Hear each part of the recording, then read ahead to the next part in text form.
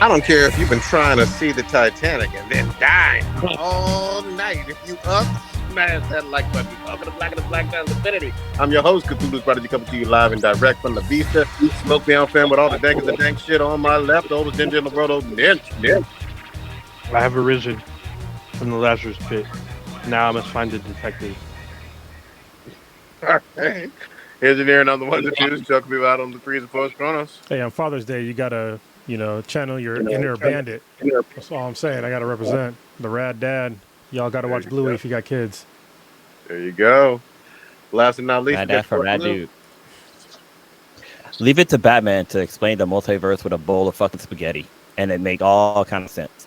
Oh shit. We'll get into that later. yes. Oh, we got a jam-packed show this week. I can guarantee fucking that. Kronos, start us off with some kind of statistical analysis. All right, listener of the week would be Terry Rankin 2, not to be confused with Terry Rankin 1 or just Terry Rankin. I'm just saying.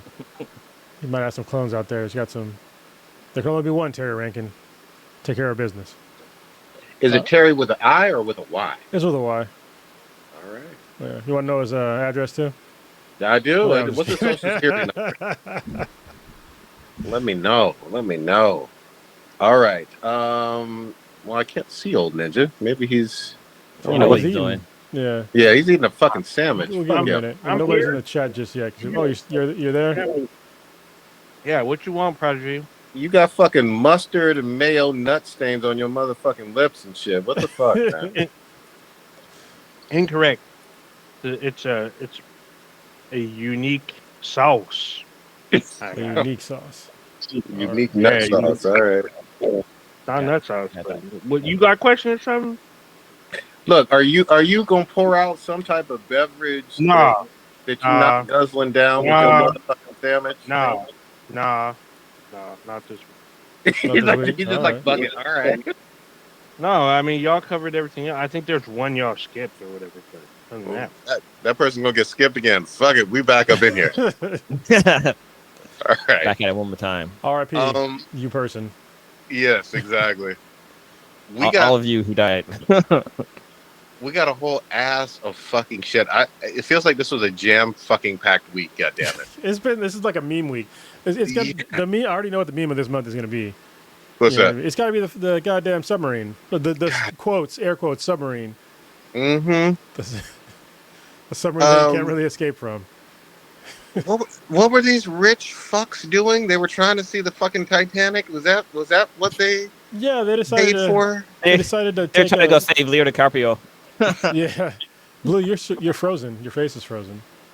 I just want you to let it go. Yeah. By the way, I'm just saying. Okay, You gotta unfreeze yourself. Yeah, they decided to. What was the name of the vessel? I think it's called the Titan, right? The Titan is the name of the vessel. And they paid, I think it was like $200,000 or something like that to go on an expedition to go see the Titanic. And yeah, apparently they are lost at sea at this point. I think at this point they might have passed away. I don't want to speak too ill of the dead, but I'm kind of going to, only because like the risks they took that I've read about and seen, like how you controlled this contraption was insane. You controlled this submersible vehicle by a goddamn Logitech PlayStation controller. That's how you controlled it.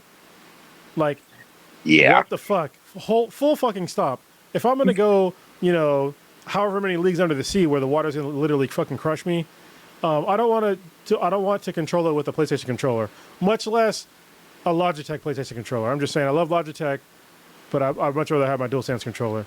I don't know why they didn't have manual controls for that shit. I mean, if my life is literally in danger, I would prefer to have manual controls over something that's that dangerous. Go ahead. Here's my thing.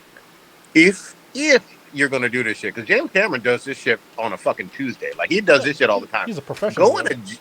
Go in a James Cameron level fucking sub. Don't go into janky shit. Yeah. I mean, like, he had like a legit, like, this thing could probably survive a nuclear attack sub. Yeah. And this thing was like a tin can. It was like fiberglass or something like that. I'm just like, bruh. What makes it even worse is that, so, like, even if, like, say that the sub did surface, like, they can't get out. Like, it's bolted with 16 fucking giant bolts on the outside that has to be undone from the outside, and there's no way for them to get out. So they're basically sitting in a goddamn fucking bubble sardine can, waiting for time. What the fuck? That you paid $250,000 to die in. That's What the fuck? Yeah. And Wow. what I don't like is that they're getting so much press. Obviously, they're getting more from us, but there was a refugee immigrant boat that capsized off of, I think it was like, I want to say it was Italy. Mm-hmm. 800 people got not all of them were lost, but over 100 people were lost, and that gets hardly any airplay at all. But meanwhile, you get this this submarine, in air quotes again, with 5 people with I want to say worse words because I'm trying to respect people.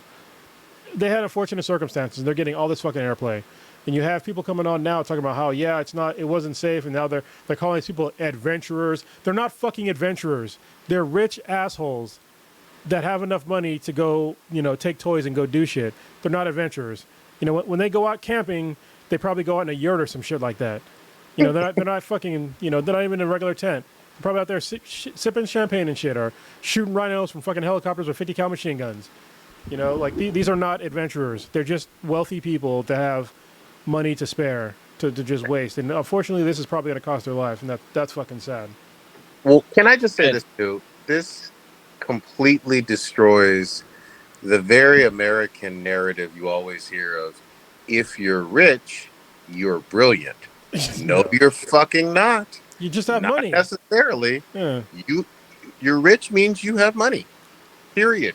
It doesn't say anything about your intelligence, doesn't say anything about your work ethic, doesn't say anything about your character, none of that shit. And I'm not necessarily saying these folks were bad people per se, but they made some foolish ass decisions. Let's be fucking legit. I mean, if you put my life in danger, it's like this PlayStation Logitech controller is this is your on the way out. This is up and down, left, right. Like there's no economic code either. What if the goddamn battery's down on that goddamn thing? Because it was wireless. It wasn't like plugged in even. So what if it just disconnected? Like what if it didn't like sync up correctly? Like there's so much shit that can go wrong with just Bluetooth. Yeah, I mean, come on, like we needed some manual controls for that shit, or some kind of backup controls. But I guess not. Yeah. Oh, I want to. Does it even have windows? What is this like? Fucking just. There's one window. There's one window or 2 windows, but they're 2.5 miles down underwater. Yeah, they even make it there. I heard. Well, they're gonna make it down eventually. Oh. Yeah, unfortunately. So. Yeah, watch it be. James Cameron is the one that goes recover the submersible. No. That'd be crazy. Because it takes time to get all that shit. Like you have to it's not like you can just fly that shit there. Like you know what I mean? No, I mean over time. I didn't say he was going to save it. Eventually, recover the submersible. And he's gonna turn into a movie called the Titan. The Titan, the Rescue of Titan. Voyage of the Titan. God damn that. Yeah. That it's wild. It's still going on. It's not like they're gonna recover the bodies tomorrow, but it's pretty much a wrap. Yeah, that's like a pretty shitty way to die. Like, I mean, hopefully they're just gonna go to sleep. But I'd imagine. So this thing is like super small, right? So it's supposed to be like a day trip, and there's no bathrooms in there. Like, and it's like I think it's like 4 or 5 people in like this really enclosed space. Yes, 5 people. It's 5 people, and there is a bathroom. There is a bathroom? Yeah, there's a bathroom. Did you watch the little I don't know if it was Discovery or Neo Geo, whatever. They show there's a bathroom on there, but you're shitting and pissing in front of everybody. You don't have a private room. Okay, well, I mean, the way they're gonna die. I mean, they're gonna go to sleep, but it's shitty knowing that you did this to yourself, and there's literally no way out. That's if they run out of oxygen. That's the way to die. There's also a theory that the capsule could have imploded, which is a really shitty way to die. That's like instant fucking death. There's a story that they were talking about on Stuff You Should Know, where there was a space. No, it's not a space station, but a submergible station that one of the submarines were coming to dock, and the suction wasn't 100% connected. So when they opened up the capsule, the whole entire thing lost pressure and just pretty much everybody that was inside got sucked out just instantly. Like you would like it happened so fast. There's no way that the person even knew that they were dead. Like they were just everything just stopped for them. But it's fucking crazy. Yeah. So like if something like that happened to them, like yeah, they're definitely just either bobbing around in the middle of the water, sinking to the bottom, or bobbing somewhere up on the top in a crushed sardine can. Whew, If you watch the movie Interstellar, Matt Damon, this happens to Matt Damon's character. He doesn't link up the airlock correctly and tries to dock, and then he gets sucked out, blowing off the whole fucking. Yeah, but he's got a suit on, so he was okay. Well, for a while, he's gonna run out of oxygen eventually. Yeah, man. All bad. All bad. Yeah. But we will fucking see. I mean, I guess. Yeah, exactly. It sucks. Y'all want to stay with... The submarine looks like a fleshlight. It does. Well, they did get fucked, so there's that. Y'all want to stay with the... I guess it's kind of on brand. Wait. What? I got really quickly. So someone pointed out about this submersible. They're betting that there are no black people in the submersible. Oh, no. They're like, there ain't no way. There ain't no way. I'm gonna be honest with you like this. For the most part, I mean, you got to remember, black folks were not allowed on that Titanic. You know, even the Irish were like what, on the lower tier or something. You know what I mean? So I don't see many black folks going crazy about, oh, I need to see the Titanic under the water. Like, that's just not the case. Yeah, I mean, it's a shipwreck. I don't feel they need to see like I said, I think before the podcast, like it's a burial site to me. Like a bunch of people died there. I don't think it's cool to go down there and fuck with a grave site. I mean, I'm sure the only reason why people should be going down there is to like retrieve bodies and maybe some like personal effects by like a professional crew. But like taking your dumb ass in like a little submersible to like see the sites where like, hundreds if not thousands of people died, because of an accident. I don't know. I don't see the appeal of that down there. And it's not like they were down there like paying respects. Yeah. You know what I mean? They were just going down there to be quote unquote adventurers. 100 years of that level of pressure should crush the bones to pulverize them, I would think. I'm sure. Oh, I don't know. I'm sure they've recovered some bodies. Have they? They had to. I don't know. I don't know how that goes. But yeah, I mean, bones are pretty pretty strong. Maybe. Yes. There's a lot of pressure. That's a lot of pressure. We'll look it up. Yeah, I mean, hey, look, correct it. Somebody has to know.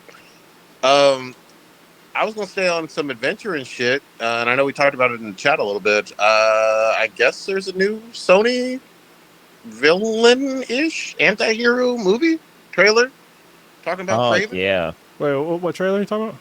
The Kraven trailer. Oh yeah. Okay. Because I think that goes along. I mean, you could call that an adventure-ish movie, right? Right. I mean, is it? Go ahead. No, let's say, is it called Kraven or is it called Kick-Ass? Fucking Quantum Leap. Because we got the same actor playing Kraven that played Kick-Ass. He also played Quicksilver. So, is Kick-Ass a Marvel franchise or is it? It's Image, huh? I thought it was Image. Yeah, because I have some or it's IDW. I want to say it's IDW. Okay. Maybe. Yeah. So I mean, this is Sony. Kind of like they did with maybe Morbius from a year or so ago. They're doing I mean, I've always thought of Kraven as a villain. Maybe in this one he's an anti-hero. I'm not sure, but it's like his origin is what it looks like. What did y'all think? Actually, I like that. So, it did have a Mobius feel to it. You go ahead, bro. Okay, yeah, you're like breaking up, and there we go. You're back again. So, it seemed like kind of like Morbius for a little while, and then it went like super John Wick, and I was like, all right, fuck it, I'm in. Like the action was really good.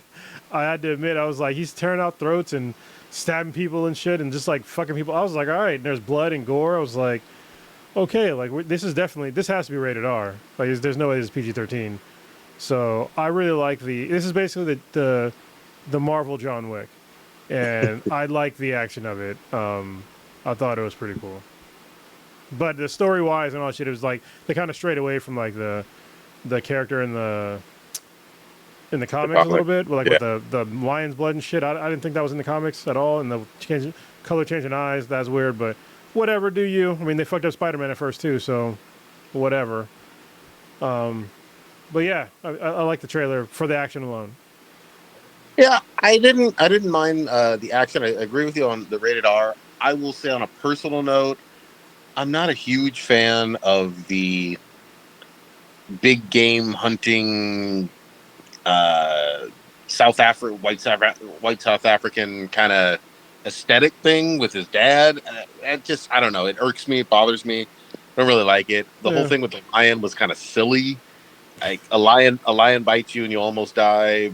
Unless they do some kind of interesting explanation that they didn't have in the trailer, where this lion was a mutant lion, or too. Yeah, like drank some fucking Ninja Turtle ooze or something. But it was pretty wacky that the lion bites you and his eyes all change color. Maybe had some vibranium in him, some of the heart-shaped herb or some shit. Yeah, I was just like, okay, you got to tell me why this lion is so fucking special. You know, radioactive lion. We'll see. Yeah.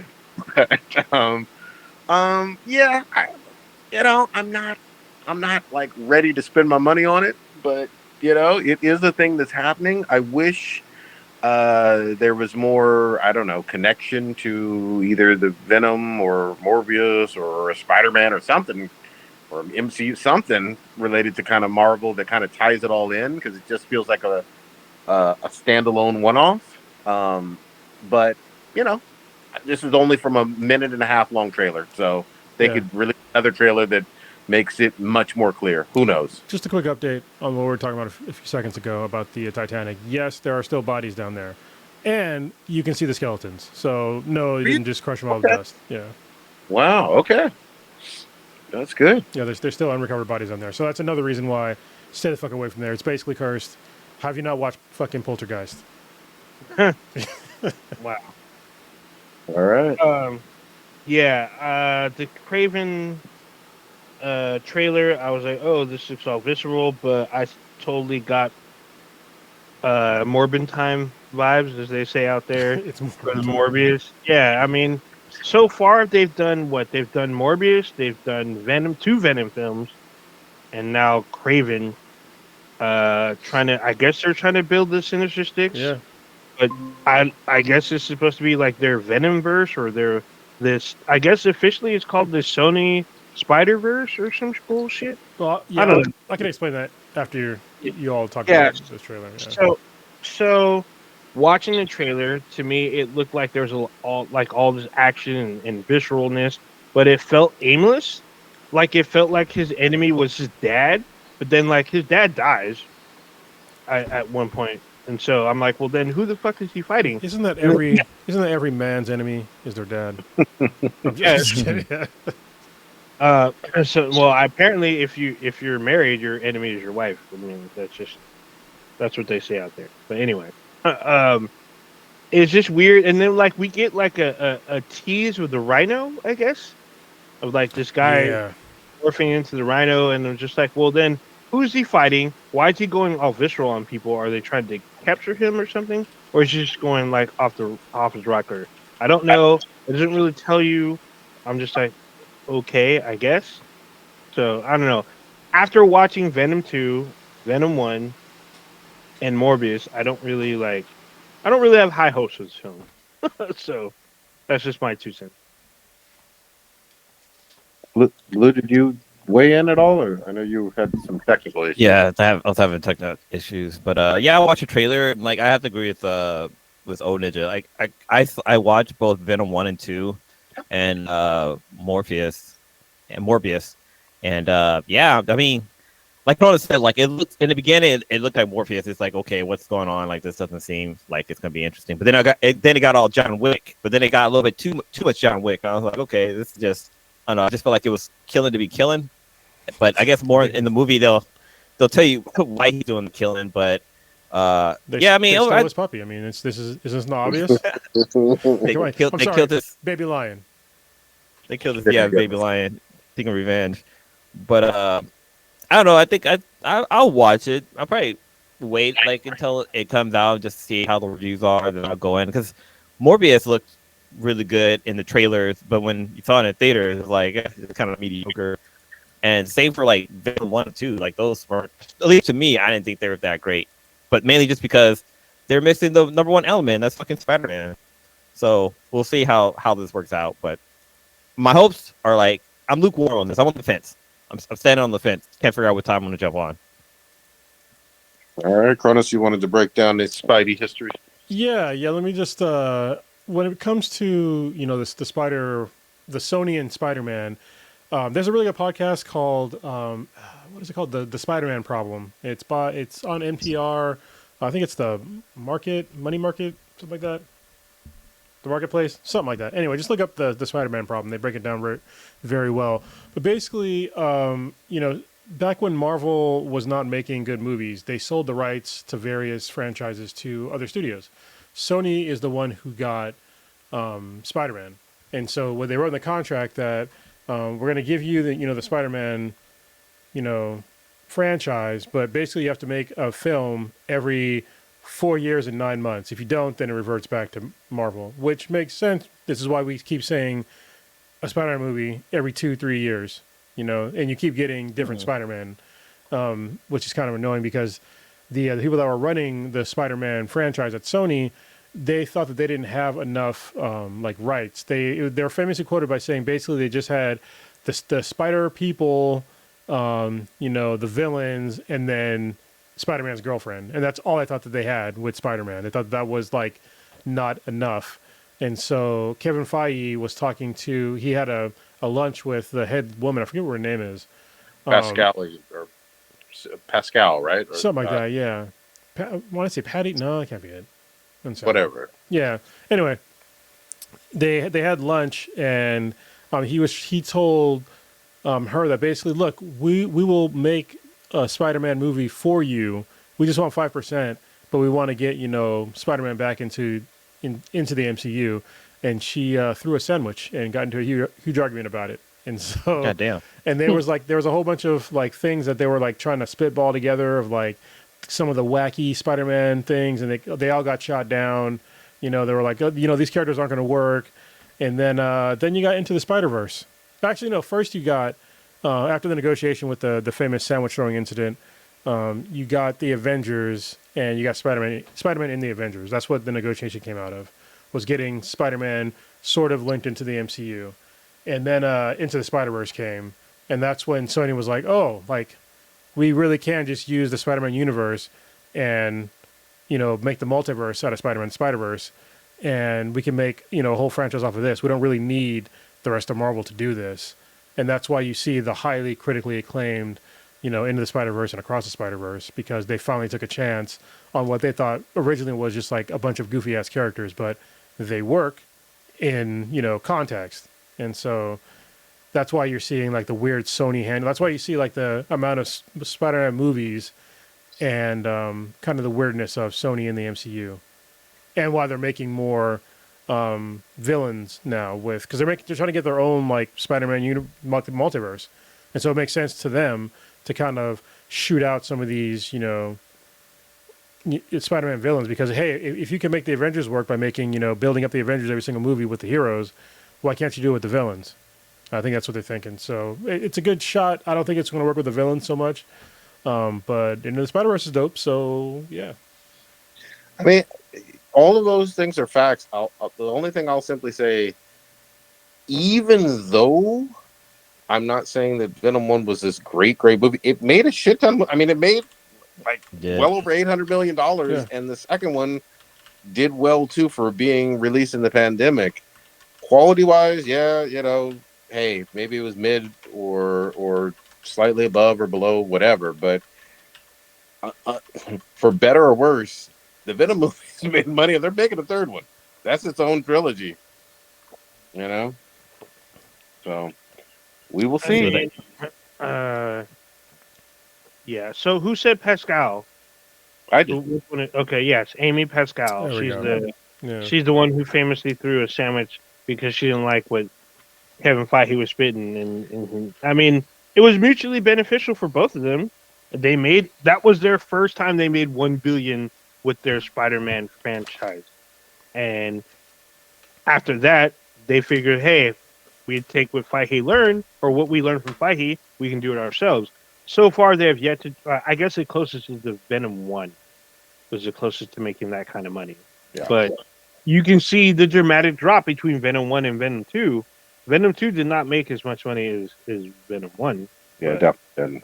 But it still made money, like, unfortunately, like Prodigy said. I mean, I saw it. I thought it was going to be good. And then, like, what the trailer gave me versus what the movie gave me almost felt like two different things. So I was just like, fuck. Yeah. So. Let me say this, too, staying on Spidey. I finally fucking saw, I know I'm late as shit, Across the Spiderverse. I enjoyed the ever-loving fuck about of that. I got a couple things to say, and I know you guys went deep on it a couple weeks ago. Spider-Punk is the fucking man. Like, if you didn't leave that fucking theater impressed by Spider-Punk, then you just weren't fucking paying attention. No way. That dude had Miles's back from fucking jump. And he did it in these subtle fucking ways. You just think he's some anarchist punk rock guy, and he is. But he is. Somehow he is. That's what he is. He is, but there was a fucking method to his goddamn madness, and he had fucking Peter's back. He was 2 moves ahead. Miles is back from fucking jump. I will say this, even though I still like the character, both Peter B. Parker and Gwen Stacy did Miles fucking dirty in a lot of ways. Yeah. And I didn't appreciate that as much. I mean, I feel like they were kind of put. There was a fucking method to his goddamn madness. Hey, somebody's got to mute their shit. Oh, that's me. All right. I was like, what the hell? Like, he was just talking. We went back in time. I went back in time for a second. You did. I thought somebody else was talking. Somebody else came in your room. I was just saying, I'm not so sure that they did him dirty. I mean, they were part of a quote unquote clandestine time or multi-dimensional time traveling entity, and Miles he was told not to go. He went anyway. He followed Gwen Stacy through that portal when she told him to stay home. If you have reason to believe that my father is going to die. No, he didn't. He did not know that going into the portal. He had no idea. No. Yeah. I'm talking about fucking Gwen and Peter B. Parker. Yeah. If you have reason to believe that my father is going to die, and you don't share said information with me, hinting, cluing at it, whatever. Now, you may try to make up for it later, but we not all good. You know what's weird? There's a very strange plot hole about that, and it's with the Spider-Man of India. Like, first, like, either he didn't know, or there's something very wrong with this. Because I thought that they would all have went through this transformation before they went, to be like the multiversal Spider-Man people.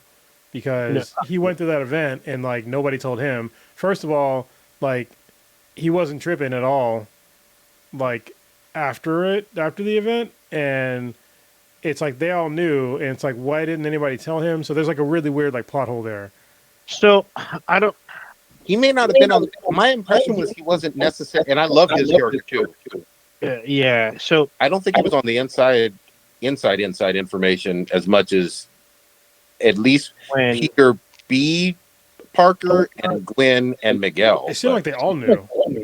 Maybe. I don't think because Gwen tried to stop Miles from saving his girlfriend's dad because he was supposed to die. Like he was like a Nexus event. And Spider-Man India, I don't know how he's pronounced his name Peter, or I can't pronounce his name, but he didn't know, 100% didn't know, because he tries to save him. Yeah, he was trying to figure out who to save him. And when they go to Miguel later on, Miguel was like, "This event was not supposed to happen. You were not supposed to be there, and that man was supposed to die." And you don't see Peter. You don't see the Spider-Man from India's face. You see him just like kind of react, but it doesn't say anything. Yeah, to me, that's a serious plot hole. Like having somebody enter that sort of organization without growing through like that last transformation piece. It's like that's a huge liability because like after the fact, you'd be like, hey, what the fuck, you know? But if you just happen to do it and nobody was there to like save him, then it's like plausible deniability. So maybe, yeah, but then again, I think it's kind of like one of those things that's like if you do this, you know what comes with the territory. If someone close to you has to die, but nobody would make that choice beforehand, though. Nobody would. But one thing is that they didn't like really touch on is like what's India Peter Parker's like motivate, because like with like regular Peter Parker, his uncle died and that was kind of his motivation, but he also lost his parents too, so maybe there's more to his character than just what we got to see that's not there. I mean, that would explain why there's a fucking giant hole in it, why a giant hole showed up in the middle of the fucking town. So maybe little plot hole. That's what it was. The literal plot hole showed up in the middle of the thing. But but no, like even with Andrew Garfield, right? His Spider-Man, like his Gwen, dad died too. So, but I mean, he wasn't in it, so I don't know. It's interesting. I never even thought about that plot hole. He is in it. You see him. No, I mean he's in it, but like he's not. They don't go into his story. No, like he's not physically in part of the academy or whatever it's called, the Spider. Yeah, but it is one of those stories that helps define you. Like most of those people, most of the Spider-Man, they already were Spider-Man because of their Uncle Ben or somebody similar. And then there's another, because like when we know 616 Spider-Man, Gwen's father dies or Gwen dies after he's already Spider-Man, and then her father dies, I think, shortly after, if I remember correctly.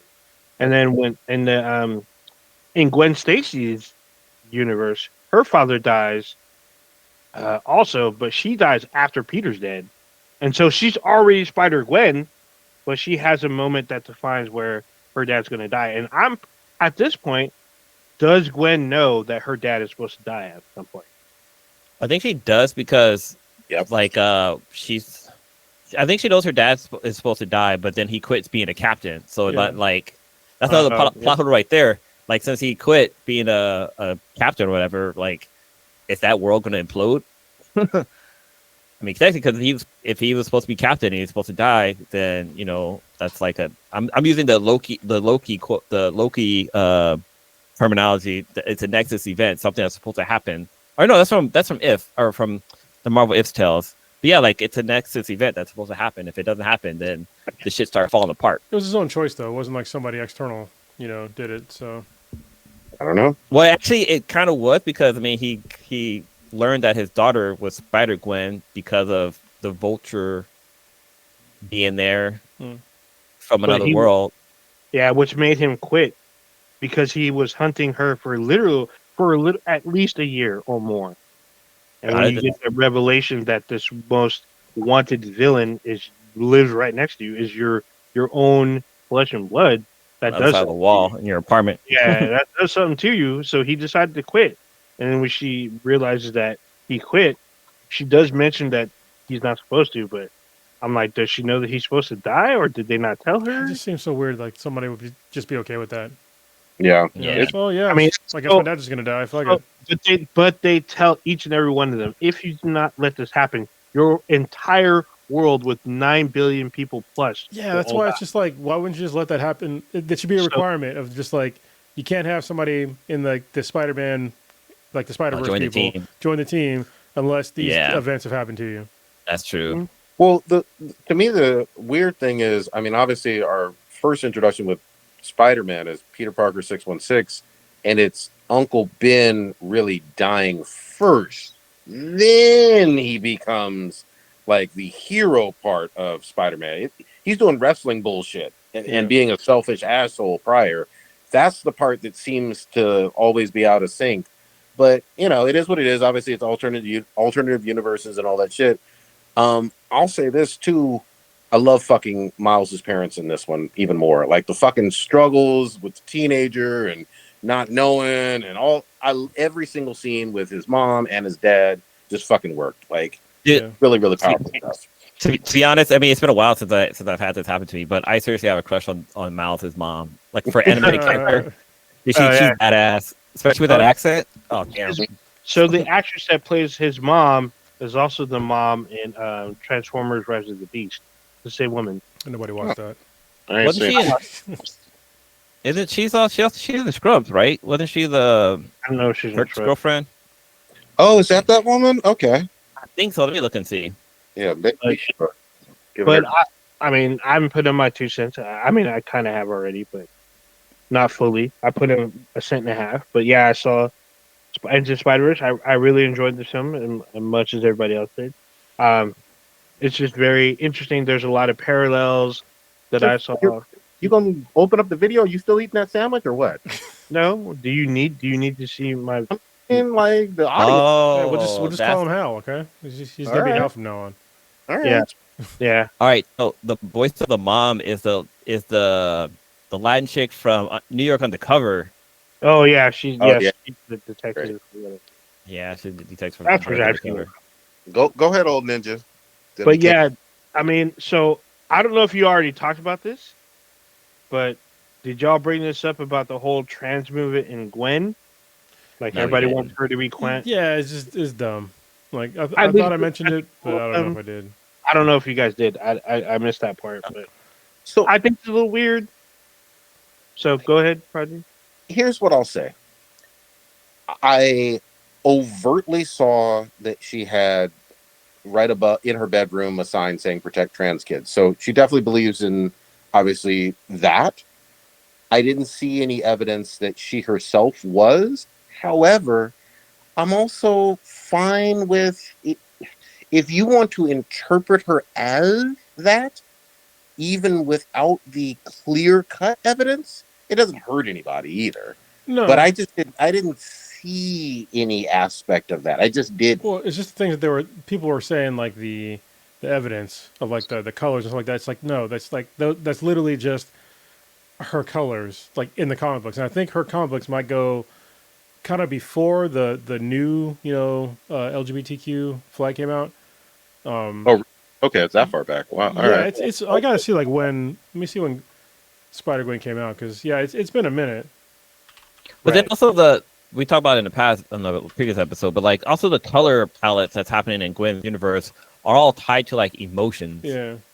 Like, when she's sad and like when her dad shows up, like the anger and all this stuff, and like there's the color palette that I was getting was like somebody who's like scared and depressed and like don't know what to do with her fucking life, which I guess can kind of tie into somebody who could be transgender or whatever, because there's all these emotions going on. But I never got that impression that she was of the letter people. There are definite. Here's what I did see. There are parallels that you could make between someone who's a teenager and maybe a gay teen or something coming out to their parents versus one of either Spider-Gwen or Miles coming out to their parents about being a spider person. I see those parallels. They're loose, but I didn't see anything indicating that she herself was transitioning. it didn't make sense. So let me just, with the colors thing, just to be clear, when Spider-Gwen was created, it was in 2014 is when Spider-Gwen came out as like Spider-Woman with that color palette, and like I said, she's one of my favorite suits of Spider People, if not my favorite suit, even though it's pink. I don't really care. It looks dope. But the Progress, which is like one of the more latest Pride flags, came out in 2018. So like there's really nothing there. But yeah, I mean, like Prodigy said, it's not hurting anybody if you think that, but I just don't think that's not the way her character is in the comics. It doesn't seem to be the way in the movie either. I hope this doesn't let people down when she has like relationships with men or Miles. It's just like put that truth out there with black boys, Hobby and Miles. Yeah. She was trying to keep her relationship with Hobby on the low. She didn't want Miles knowing about that. He was acting too. She was wearing Hobby's fucking Reeboks. And she left her toothbrush or a brush, and like Miles was like, "What the fuck?" I'll give people this though. I mean, like they want a character so bad. If there is like a trans character that is as well written as Spider-Gwen or Spider-Woman, then yeah, 100% for it. Like there needs to be a character like that, but it's just not this character. Yeah, I'm always taken back to what's his name from Dragon Ball. That basic. God damn it! Why am I blanking on from Dragon Ball Z? Green. Goku? Piccolo? No, Green. Piccolo. Piccolo. Yeah. So here's the thing: Dragon Ball Z, for everybody who's fucking too young to remember, has super racist ass black character Mr. Popo, right? Yeah. Black Dragon Ball fans ignored the ever-loving fuck out of that and just said, you know what? Piccolo is black. Piccolo is a fucking alien, of course, but Piccolo is black to us. And so I get the whole aspect of seeing something that isn't clearly canon and clearly cut and dry there because you want to see it. And that's fine. It doesn't hurt anybody. But I just didn't see the clear-cut evidence. If you want that for representation, sure. Yeah, but I guess, like you just said, we don't need to. So yeah, whatever. exactly. We don't need to. Yeah, but Piccolo is always going to be black. That is. To kind of draw back to Hobby Brown Spider-Man. Like when dude showed up on the scene, like he was just badass altogether. But when they did his backstory, like they didn't show his face, so I thought he was white just because like he's from England or whatever, and he had like the rocker style or whatever. I think even in the comics he's Caucasian, right? No. No. Yeah, I never read the comics. I just know like the character itself. So Hobby Brown did a face reveal a few years back in the fucking comics, and it threw people for a loop because a lot of people did make that assumption. He has always been a black character in his own Spider universe, and he's a badass character. I'm glad he's getting some shine. But yeah, he's always been a black Spider-Man. Yeah, what's cool about him in this movie was that like when they do his backstory, his face is covered. Like we don't see his face until he takes off his mask when he's inside the bureau. And the reaction that Miles had was like, "Yo, this guy's even cool without his mask on." And it was like, "Yeah, this dude is pretty cool." But what's also crazy is that like his color palette changed. Like his character was like in color, but when he took off his mask, he was like in black and white. I was like, "What? This is like they put some really cool like creativity into this fucking movie, and that's what makes it so great." So did I think I caught this? I don't know if anyone else is. Does Hobby flip off the camera when he leaves? Yeah, yes. I was like, it looks like he's all I quit, and did he just flip off everybody? Like what the fuck? Hobby did so many subtle things. He was stealing parts to make his own fucking watch. His own teleporter, yeah. His own teleporter. He was telling Peter or Miles to use your palm. Yeah, don't use your fingers. Don't use your fingers. And he told Miles some shit like, before you go enlisting, be sure you understand which war you're fighting. I was like, oh, wait a minute. He was doing some Miyagi shit. Like he was doing some like Jedi mind training stuff. Like he was in his head before he even knew he was in there. Spider-Punk is the MVP of this fucking movie. I'm saying it loudly. And he showed up to Gwen's house and dropped off a teleporter for her because he knew what she was going to do. He was playing 3D chess. Everyone else was playing checkers. Yeah. But another scene I liked is when Gwen showed up in Miles' parents' house, or even in the beginning when she like showed up to the family barbecue, and like the fact that she like called the parents by like their first name and the parents' reaction, like that shit was hilarious. And even like later on, she still called them by her first name. Like she didn't get a clue. It's like, come on, Gwen, you gotta do better, dude. But you know what's hella funny though is like as a parent, like for me, like when my kids' friends like talk to me, they'll call me like my kids' name's Dad. And to me, it's just like it's weird for me to hear. I'm just like, I have a name. Like, what the fuck, man? It's cultural. I am a person. You're either Dad or Mr. Cronus. Yeah. Like, gotta put that respect on you. I don't know. I'm pretty laid back. Y'all know me, so I don't really care about the honorifics. There you go. So, Prodigy, what did you think about the ending? So yeah, great point. I'm glad you brought that up. I loved it. It felt very Empire and Twin Towers-y, in terms of the second movie ending on a cliffhanger. I think that was the perfect fucking ending for it. it felt like it ended at the right fucking time.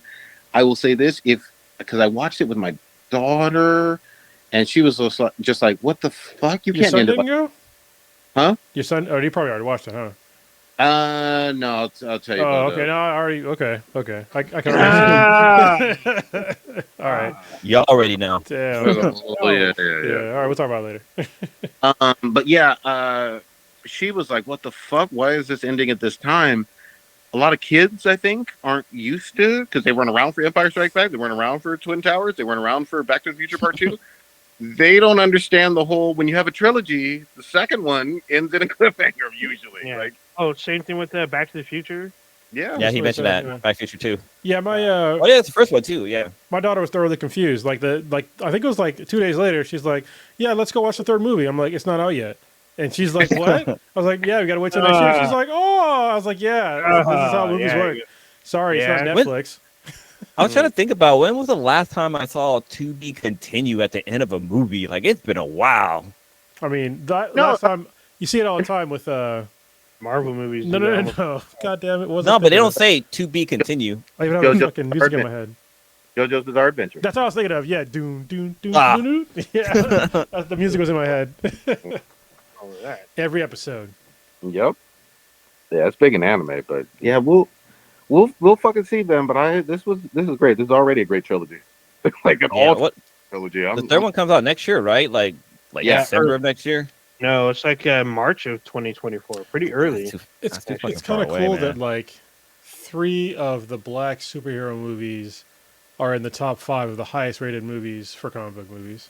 There you go. Because it's both Into the Spider-Verse movies and Black Panther. Yeah, there you go. That's amazing. Yeah, man.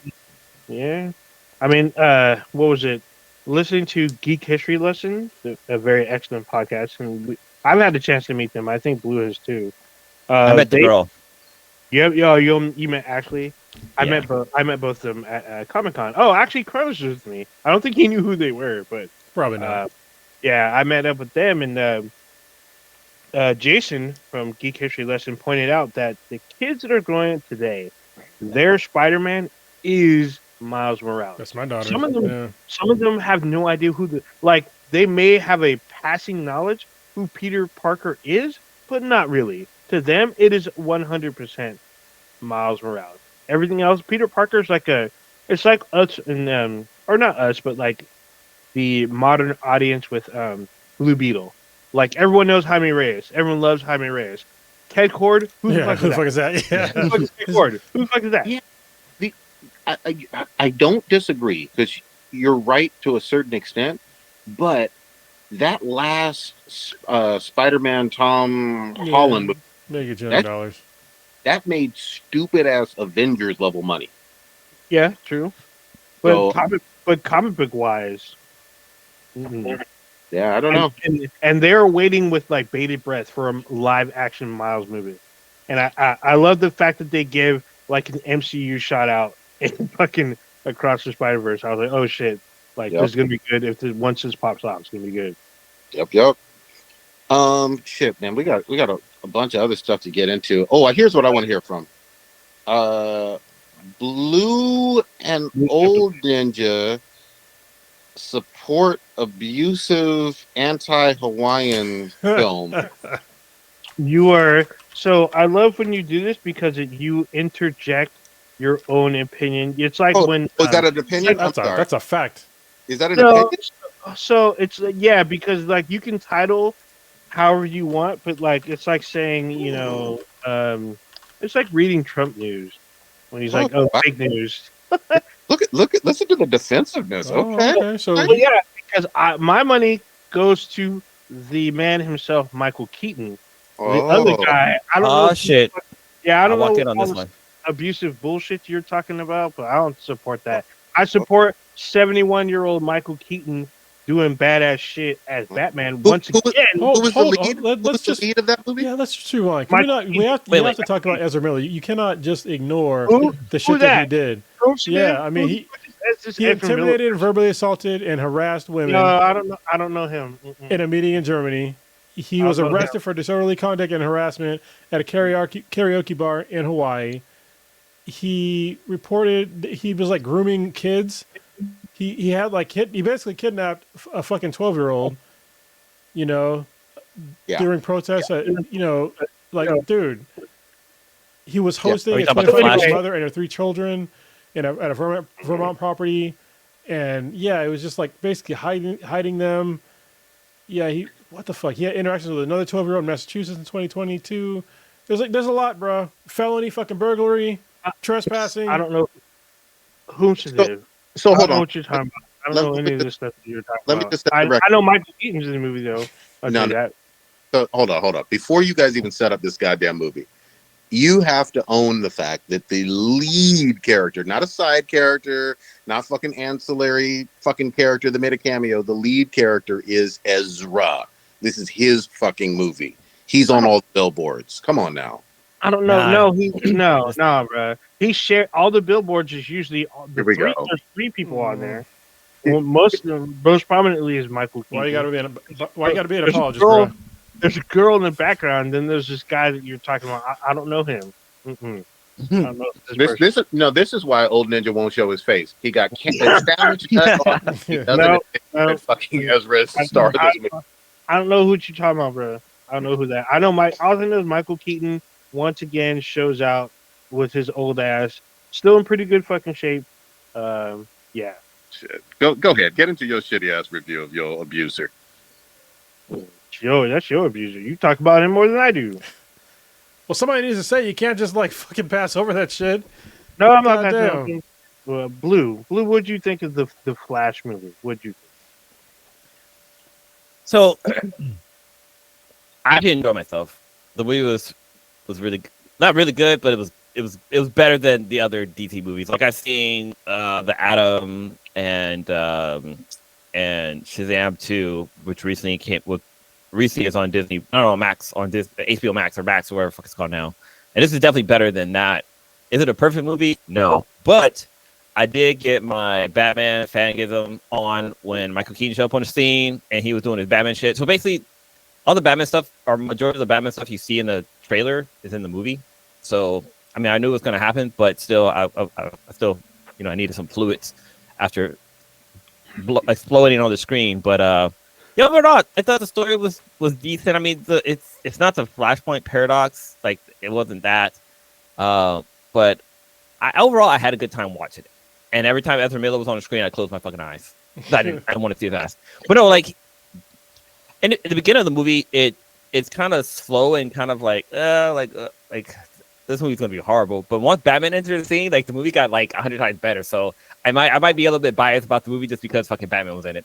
And then like Kara Zor-El, she's in there as Supergirl, and whoever they cast for her, they did a really good job because usually Supergirl is blonde and like wearing a skirt, dress, whatever, not. But like they did this character right by having her be more like kind of like Clark. And then having her more in like a bodysuit and stuff, but overall, I just thought it was a good movie. There only one problem I had with the movie is that it really didn't have a villain. Like, Zod's in it. I thought it was Ezra, wasn't it? I mean, Ezra is the villain, but like, there's not really like a major villain in this movie. I mean, yes and no. Go ahead. What's your take on it? I don't want to spoil too much because man, I can go into it. There's a lot of fucking cameos. So, you're not gonna offend me spoiling. I don't give a shit. Yeah. So there's a lot of shit that happens in the film. It's just like this is more inspired by the Flashpoint paradox. This isn't like a direct like adaptation. This is like oh, we're gonna take elements from the Flashpoint paradox and then turn this into a movie. You can tell that this is probably 2 different movies merged into one. It looks like they went one route and decided to go a different route because, like, you can tell the tone. So in the beginning, there's a lot of awkwardness. There's a lot of because he's awkward in Justice League, the original, the one that was released in theaters. He's that kind of awkwardness in this, but he's a CSI. Like in Justice League and Dawn of Justice, I thought he was I thought he was a thief. I thought he was like stealing NASA tech and like living in somebody's basement or some shit. But in this one, he's an actual CSI. That's him in real life, bro. Yeah, right. So he's working on that shaped up character. Yeah, he's working on his dad's case. he goes back in time to like save his mom type thing. But it's like the weird thing is like you don't see. Well, you're not supposed to really see, but you hear what happens to his mom, and you see what happened. One thing I thought was kind of interesting, they made him Latino, so his mom is hardcore Latina, and so he's Big like half. accent. Yeah, she's a fat she's like an immigrant, She's basically an immigrant, and she does like a lot of like Mexican American like heritage things for her son. And so I was like, oh, they went this route, which is fine. But she makes spaghetti. Yeah, but she does make spaghetti, and it's just weird because I think a lot of people that were Flash fans might take offense to this. Mom spaghetti? Yeah, he makes mom spaghetti. I mean, even though if you were watching the TV show The Flash, Iris West is black. She's black in the film as she was in the Zack Snyder's Justice League. But it's just like, so the movie starts one where he's like really weird and awkward, and then like when he goes in time, he becomes the mature adult to himself. So he has to teach his younger self how to behave, kind of. And it's very strange. It's a very weird transition. You watch the film, and like the CGI is the same way. Like the CGI starts really good at the beginning. You're like, oh shit, I don't get what everyone's fucking complaining about. And then it goes to like, oh, okay, this is I guess this is okay. And then later on, then it goes to what the fuck is this? Like what fuck are you guys doing? It's all that. And just like Blue said, there's no. So you know what? I'm gonna fuck this up, everybody. The villain is basically fucking Savitar. Yeah. Villain fucking Savitar. Without being named Savitar. Villain is fucking Savitar. That's the real quote unquote villain. I'm just barely. Huh? He's only a villain for like 5 minutes. Not even that. No. Overall, he's the one that sets everything up. So when you watch the film in the beginning, when Barry saves his mom, he goes forward in time to see how his life changes. So through the Speed Force, he's able to see how his life was able to be if his mom had lived. And then this entity comes through the Speed Force and knocks the shit out of him right out of it. So he ends up like at a certain point, like when he's 18. So he doesn't know what the fuck's going on, and he wants to get back in time, but he wants to spend time with his mom. He finds out things are all fucked up, so it goes from there. I did like Supergirl, even though she really doesn't talk a whole lot, which I think was probably better. But she still has like the whole like, I guess I don't want to say PTSD, but she was a little bit traumatized. But she gains her strength pretty quickly, and she kind of fits in, gets her place, and they don't have a hard time convincing her to help them out, but it's still pretty interesting. But overall, like the movie was, it was enjoyable, but it wasn't like I was just whelmed. To be honest, I wasn't overwhelmed. I wasn't super excited. If you are, that came on the scene. Yeah, if you are a Flash fan, if you love the Flash, if you watch the Justice League animated stuff, if you watch the TV series, this movie's a fucking slap to the face. Hard slap to the fucking face. Like you're gonna hit the ground after it slaps you. If you are a casual fan, if you don't give a fuck about the Flash, if you casually kind of know about the Flash, this movie's awesome. I went with someone who didn't know shit about the Flash, and he enjoyed the movie. He's like, "Oh, this movie's dope. Like, my wife would like this movie. Like, I enjoyed this." I'm like, "Okay." I'm like, with me, I was just like, "Man, where's fucking Grant Gustin when I needed him?" like I mean, he shows up in there for a second. Yeah, for like literally like 0.01 of a second in the movie. That's only 2 seconds more than the Savitar. Yeah, it's kind of weird because they do so. Literally, the premise of Superman Lives, the 1990s Superman movie that was supposed to happen with Tim Burton, is literally made in this film. So it's very weird. So it had what's his name? Nick Cage. Yeah, Nick Cage. Yeah. Nick Cage shows up. Yeah, it's very like strange, but I get what they tried to do, but to me, it just didn't. It was kind of shaky and wobbly in the middle. They kind of barely stuck the landing, but it was mid. It was just okay. I mean, and right now it's doing. I mean, it's pretty an average score on Rotten Tomatoes. It's sitting at 67% from audience, I think. Yeah, I I think is it higher than Black Adam or just about the same? I don't remember. I think it's higher than Black Adam. See, I would say I would watch this over Black Adam. I'll give that. Black Adam was just, but Black Adam to me was mid as well. That was just mid. So the tomato score is 66%, but the audience score is 84%. Yeah, that's for. I think that's casuals. Like your average movie goer will enjoy this film. If you're a comic book fucking nerd, a comic book weeb, and you're a Flash fan, you're not gonna like it at all. I will simply say, after Spider-Man and Batman, I actually think the Flash has some of the best rogues gallery in comics, and I would even say I sometimes prefer his over Superman and Wonder Woman's. Like it's pretty great. I like his with Grodd and Cold and obviously Zoom and Captain Cold, Captain Boomerang. These little lame ass fucking names. Sorry. I don't know. I only can name like maybe 3 of Superman's rogue galleries. Got Lex Luthor, Darkseid, and fuck, I had the name and I lost it. And Brainiac. Oh yeah, Brainiac. There you go. Zod.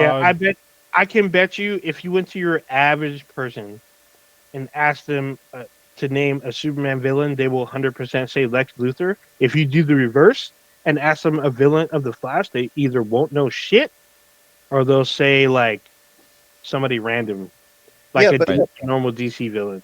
But that's the problem with the whole aspect of it, especially if you didn't watch the CW show. This is the first solo Flash movie. And so, I mean, we're in 2023. Superman had movies since the 70s. Yeah. The Flash had a TV show in the 90s. Yeah, and but TV and movies are different things, especially when you're talking about 90s TV shows. So they are different things, but I will quote Robin Williams when he says, when you watch a TV show, that show, you're in people's homes.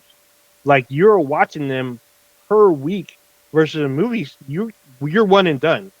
Versus a TV show with multiple seasons, you're watching them weekly, like, on a weekly basis. Like, you're, like, talking 20 weeks out of the year. Yeah, but the problem is with that scenario is that, you know, yes, you can be in people's homes, but when people make a movie, they're way more likely to make it a huge event. Like, you're not going to see the same amount of viewers for a movie that you do with like a TV show. It's like multiplied when you for a movie. That's why movies make so much goddamn money. That's why they put so much budget into a movie, because they know that they're going to get that much more money out of a movie as opposed to a TV show.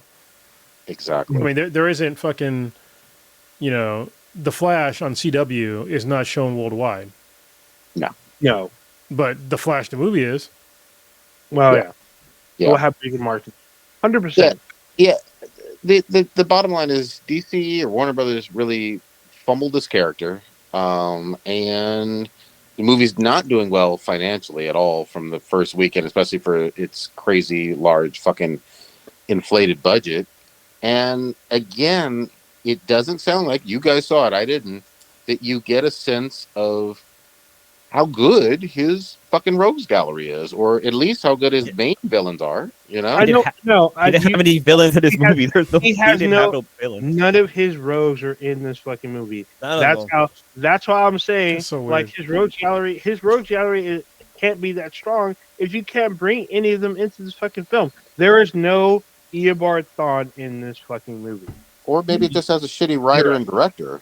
Like, yeah, I think that's what it came down to. He didn't have good writing, because Eobard Thawne, Reverse Flash, at least in some avenues, he's the one that caused Barry's mom to die. They don't even go into that. They don't even talk about how Barry's mom died. They said she dies. You don't see what happens. She just ended up dead in the kitchen with a knife in her chest, and the dad gets blamed for it. Even though he's out there buying a carton of milk. So Barry should be surprised that came back. My logic behind this: if Flash's rogue gallery was that strong, his rogues would have been featured in this movie. I think you're incorrect, because I mean, he has a pretty solid rogues gallery, like Prodigy said. If he does, then why? It's not even if he does. It's just writing. It was just written poorly. Yeah. I mean, so did they not feel that one of his rogues could not go up against him in his first solo film? No, because they're obviously the writing is shitty. I mean, like look at the show. I mean, the show features his rogues gallery all the time, and it's a bunch of people. Oh yeah. I finished the show. Yeah. I watched all 9 seasons. Not having any of them in the movie is quite odd. If you look at like Black Adam, like he had a villain in that. Like he had somebody he was going against, and even like defeats him at the end. He didn't have any. Like the Flash didn't have a villain in this movie. I mean, yeah, the Savitar kind of shows up for a bit. And he like knocks him out of Speed Force, and you learn that he's at the end. But like, his suit is basically Savitar. Dude, he didn't even fight Savitar. No, he doesn't. There's not even a fight scene between the two. That's common. Savitar actually killed. Yeah, his villains were not in this movie. It was basically them making a movie about the Flash without having a villain in there. I mean, overall, I still liked it. Yeah, I mean, there was Zod. I mean, Zod is technically he does fucking kill a lot of people. Hold on. Stop the fucking music, goddammit. General fucking Zod is a Superman villain. He is.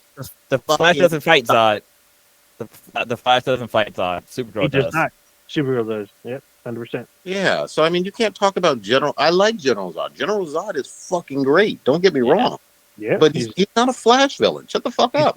He's not. But he's like he's what they push to you as the villain, and that's what they're working to against time to try to stop.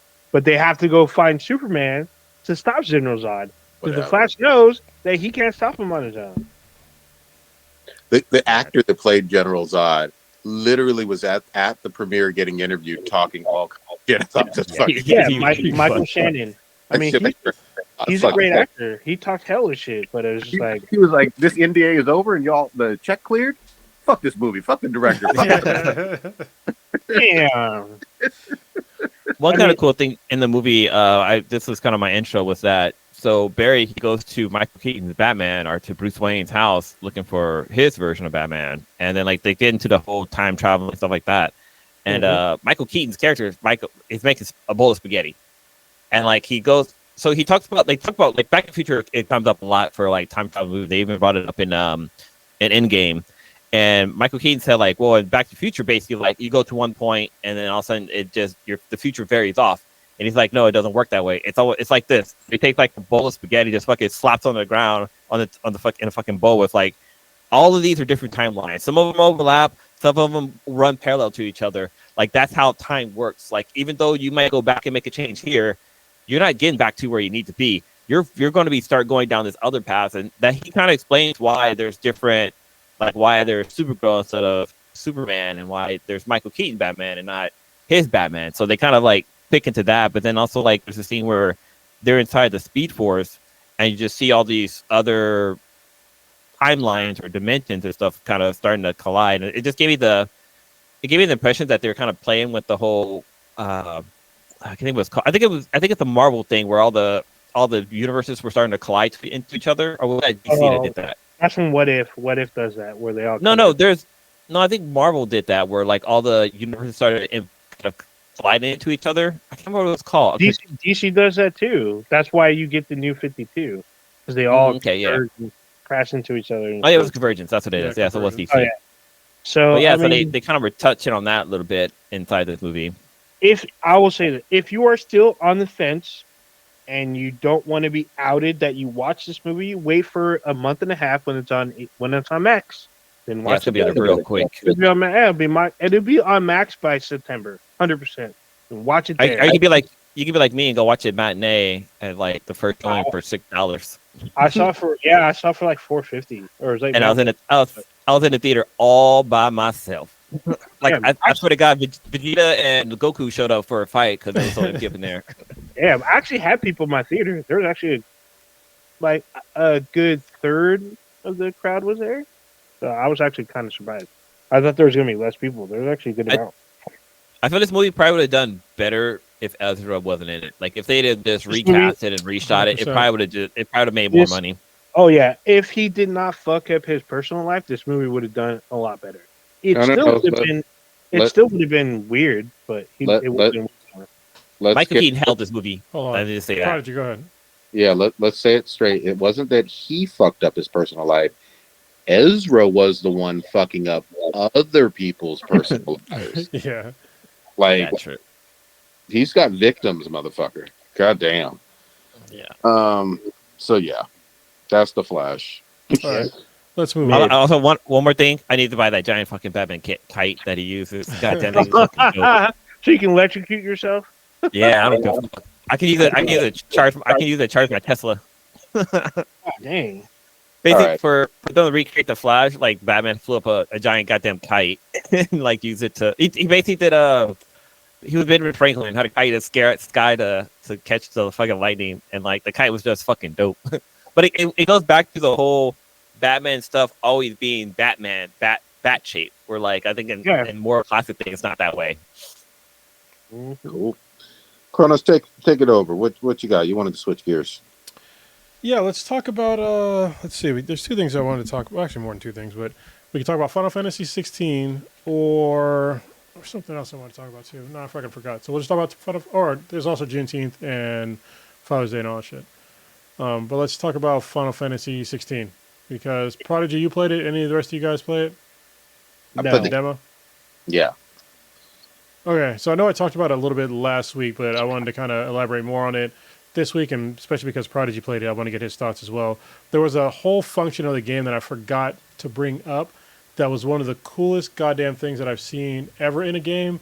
Y'all know, I've probably said it multiple times in this podcast, but I wish there was like a mode for like, you know, adult gamers that can't play games all the goddamn time, where like you go back into a game they haven't played for a while, and it gives you like just a general recap of what the fuck was going on, like where you left off, and like these are how the controls go, like, you know. Final Fantasy 16 took a step towards that with this thing called ATL. It's the Active Time Lore, and basically, if you're in pretty much any time in the game, but it's especially important like when you're playing the game and they're talking about shit that you don't remember, or about like events that happen like some other part of like the world that you don't really understand, you can hold down the touchpad and it brings up like this small menu of like what they're talking about in context, and then you can click on it and it'll give you more information on like what the fuck they're talking about. So to say it's like some war with like some faction that you're not familiar with, like if you hold down the touchpad, it'll bring up that faction and it'll tell you like more about that faction, like what they're doing. Like I thought that was like one of the coolest fucking things ever in a video game, and I've never seen any video game do that before, and I hope that more games do that going forward because that makes it way easier for people like Prodigy don't pay attention to stories to like catch up on shit and at least know what they're talking about if he even uses it, which probably won't because he's Prodigy. So Crony, I don't think you caught my review on Jedi Survivor. What you described is what you can do in the game. The only thing is, like in the very beginning, you can do a recap. Mm-hmm. So the game starts with the recap, but you can hit the recap every time you get to the main menu. And also, when you're in the game, you can literally pause the game at any point and enter a training mode. If you don't know how to do a mood, you don't know how to do certain combos, you can literally enter a training mode in the middle of a fucking game at any time, almost any time. You can't do it during a cutscene. So the recaps are cool, but the fact that like when they're literally in the middle of like a cutscene, and you just hold down a button, and then like in context, it'll bring up like like what they're talking about. You can like click on like what you might be confused about. Like, yeah, okay. So it's not really, it's not a recap. Oh yeah, no. So I was gonna say like it does the recap, but like you were talking about training where you forgot how to move or do particular. Yeah, you can do that in Jedi Survivor at pretty much any time, and then you can add enemies to practice your moves, and then pull yourself out and go right back to the game. Yeah, there's a training mode in Final Fantasy 16 too, but it's not like the one you're talking about. You can't just do it in like the middle of the game. You have to like go to like a special area for it. Okay. Anyway, but yeah. Prodigy, what did you think about the demo? I didn't even finish all of it. I was already sold. Like I started playing it, and I was like, okay, the Phoenix. Basically, you got a Phoenix boy band RPG guy, and I was like, all right. And then they started doing the combat with him. I was like, oh, this feels fucking intuitive. I've never played this game. The last one I played was Final Fantasy Remake 7, which is my first fucking Final Fantasy. That was solid. This feels completely different and more fluid with the combat.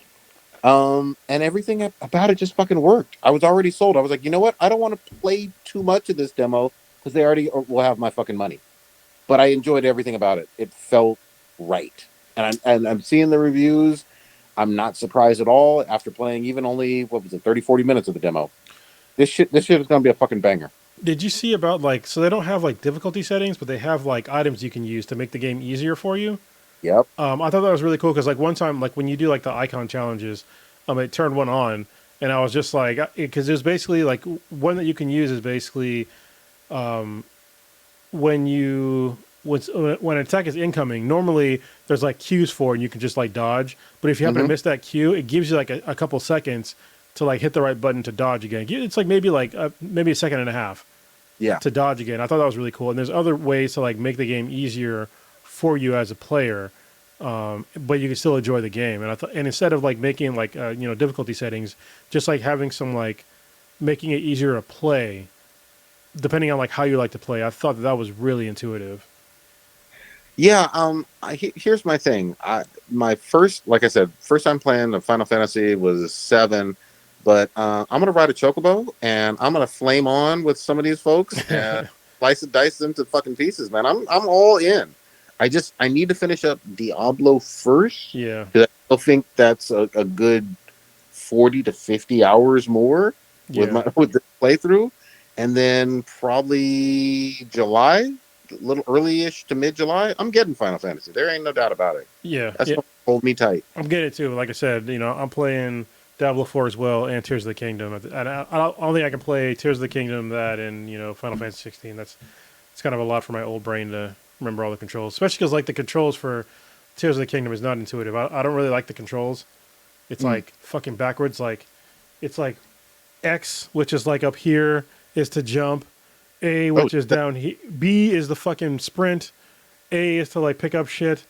I forget what Y is. That's backwards. Yeah, it's totally backwards. Every time I pick up the game, I'm like, why the fuck is it like this? I'm like, why can't I just press L3 to sprint instead of holding down B? Can you remap it? No. Oh, I went to go remap it, and I was just they're like, here's the controls. Don't you like them? No, bitch, I don't. I want to change them. Shit. God damn. At least one of the things about the PS5 that is cool. Actually, maybe there's a feature within the Switch that I don't know about, when you can remap in the system, because I know for the PS5 you can literally remap everything for the controller based upon the game. Yeah. So that's good shit, man. Love it. Yeah, I'm definitely get it. There's going to be more reviews as we get deeper into that shit for sure. You wanted to touch on Juneteenth or Father's Day? God damn it. Let's do Father's Day. There's 3 of us here are fathers. I'm sure. Yep. Old Ninja probably has some seeds running out there somewhere. But yeah. As y'all see, I'm wearing the band. Don't put that juju on me. Oh, okay. Maybe you don't.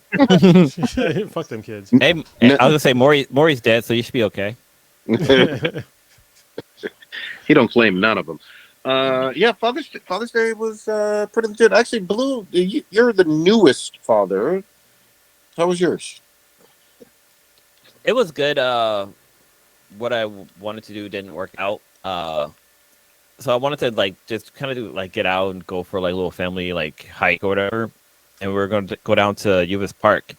And on the way down there, there was a major traffic accident on the 680.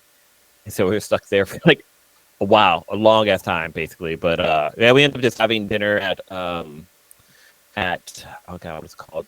At Yard House. We went down to San Jose, and down at Santana Row, we had dinner there. And what was great was that there was no line, which is rare.